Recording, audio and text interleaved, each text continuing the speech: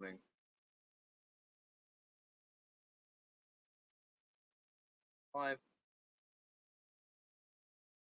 Stephen Ridgway, and welcome to today's daily cyber briefing.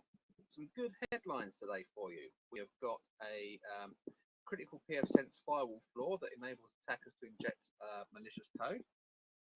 We have also got from Beeping Computer, as soon as my screen refreshes,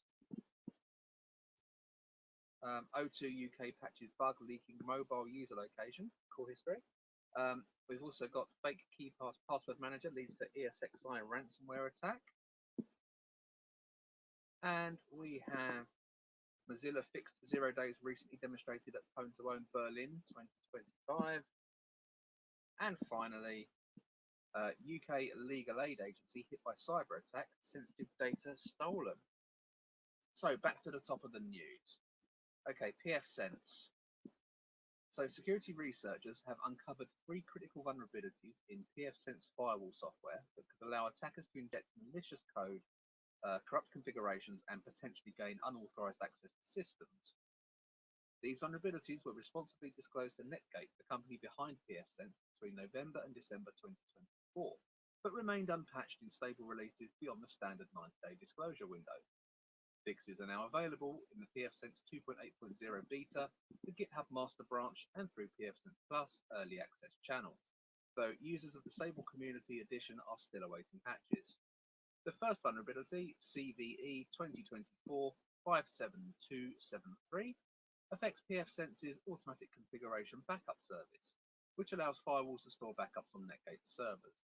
Researchers discovered that the API key used to interact with the backup service is derived from the firewall's SSH public key. An attacker with access to the SSH service can recreate this key, allowing them to manipulate cloud backups by deleting them or injecting malicious JavaScript code. This stored cross-site scripting vulnerability becomes particularly dangerous when combined with PfSense's built-in web shell, potentially enabling remote code execution. To exploit this vulnerability, an attacker needs 2 conditions: an accessible SSH server and ACB configured on a target system. The vulnerability also presents risks of information leakage and backup deletion, compromising disaster recovery capabilities. The second vulnerability, CVE 2024-54780, involves authenticated command injection in the OpenVPN management interface. Users with dashboard access permissions can exploit unsanitized input parameters in the OpenVPN widget to inject commands via the remit field, which is normally used to terminate client connections. When a malicious payload containing a new line character followed by a secondary command is passed to the OpenVPN kill client function, it results in command execution. While the impact is somewhat limited by the lack of command output visibility and the restricted command set available through the OpenVPN management interface, it still represents a significant security concern for authenticated users.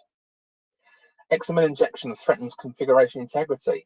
Okay, so perhaps the most severe vulnerability, CVE 2024-54779, allows XML injection in dashboard widgets, enabling attackers to corrupt the main configuration file and execute persistent XSS attacks. To demonstrate, we can configure the Smart Status widget and observe how the injected value appears in the config file. The same behavior occurs with other dashboard widgets. The vulnerability exists in how the widget framework processes and stores the widget key parameter without proper validation. Since PfSense stores widget configurations as XML tags in its main config file, injecting malformed XML can corrupt the entire configuration, causing denial of service by preventing the firewall from booting properly. However, it turns out that it's only possible to modify entries within the widget's XML tags without corrupting the file, as the parser is expecting unique tags. Additionally, attackers can inject malicious JavaScript code that executes when administrators access a dashboard regardless of their widget display preferences. Okay, so system admins using PfSense are strongly encouraged to upgrade to the latest available version or implement recommended mitigations until official patches become available for stable releases. Next up, fake KeePass Password Manager leads to ESXi ransomware attack. Threat actors have been distributing Trojanized versions of the KeePass Password Manager for at least 8 months to install Cobalt Strike beacons, steal credentials, and ultimately deploy ransomware on the breached network. With Secure's threat intelligence team discovered the campaign after they were brought in to investigate a ransomware attack. The researchers found that the attack started with malicious KeePass installer promoted through Bing advertisements that promoted fake software sites. As KeePass is open source, the threat actors altered the source code to build a Trojanized version, dubbed Keyloader, that contains all the normal password management functionality. However, it includes modifications that install a Cobalt Strike beacon and export the KeePass password database as clear text, which is then stolen through the beacon. With Secure says that the Cobalt Strike watermarks used in this campaign are linked to an initial access broker that is believed to be associated with Blackbuster ransomware attacks in the past. A Cobalt Strike watermark is a unique identifier embedded into the beacon that is tied to the license used to generate the payload. This watermark is commonly noted in the context of beacons and domains related to Blackbuster ransomware. It is likely used by threat actors operating as initial access brokers working closely with Blackbuster, explains with Secure. We are not aware of any other incidents, ransomware or otherwise, using this Cobalt Strike beacon watermark. This does not mean it has not occurred. The researchers have found multiple variants of Keyloader have been discovered, signed with legitimate certificates, spread through typo-squatting domains like keypassword.com, keypass.com, keygas.com with a G, and keypass.me. Bleeping Computer has confirmed that the keypassword.com website is still active and continues to distribute the Trojanized KeePass installer. In addition to dropping Cobalt Strike beacons, the Trojanized KeePass program included password stealing functionality that allowed the threat actors to steal any credentials that were inputted into the program. Keyloader was not just modified to the extent it could act as a malware loader, its functionality was extended to facilitate the exfiltration of KeePass database data, reads the report. When KeePass database data was opened, account login name, password, website, and comments information is also exported in CSV format. Okay, and this random integer value is between 100 to 999. So the file name is in local app data as .kp with a random integer value attached to it as well. Okay, ultimately the attack investigated by WithSecure led to the company's VMware ESXi servers being encrypted with ransomware. Further investigation into the campaign found an extensive infrastructure created to distribute malicious programs disguised as legit tools and phishing pages designed to steal credentials. Okay, so users are advised when downloading any software, not just KeePass, to make sure they download it from legitimate sites and avoid any sites linked in advertisements. Okay, so next up, we have O2. O2 UK patches bug leaking mobile user location from call metadata. A flaw in O2 UK's implementation of Vault and Wi-Fi calling technologies could allow anyone to expose the general location of a person and other identifiers by calling the target. The problem was discovered by security researcher Daniel Williams. The flaw likely existed on O2 UK's network since February 2023 and was resolved yesterday. O2 UK is obviously a huge British telecommunications provider owned by Virgin Media. As of March 2025, the company reported having nearly 23 million mobile customers and 5.8 million broadband clients across the UK, positioning it as one of the major providers in the country. Okay, so basically this is all down to the SIP headers, because modern mobile networks use SIP, so voice over IP for those that aren't familiar with the acronyms. And with a voice over IP call, there's a thing called SIP headers. Just like, I don't know, headers to an email, just like you get with IP packets, that sort of thing. The SIP headers obviously identify who you are, where you're from, blah, blah, blah. So, okay, so this vulnerability was discovered whilst analyzing the traffic during a call. The signaling messages, the SIP headers, exchanged between the communicating parties are far too verbose and including IMSI, IMEI, and cell location data. The responses I got from the network were extremely detailed and long and were unlike anything I had seen before other networks, explains Williams. The messages contained information such as the IMS SIP server used by O2, along with version numbers, occasional error messages raised by the C++ services processing the call information when something went wrong, and other debugging information. Well, it has been patched, So no immediate risk anymore, but it is interesting to note that such a huge telecoms provider could have been giving away more information than they'd like. Okay, next up, Mozilla have fixed 0 days, recently demonstrated at Pwn2Own Berlin 2025.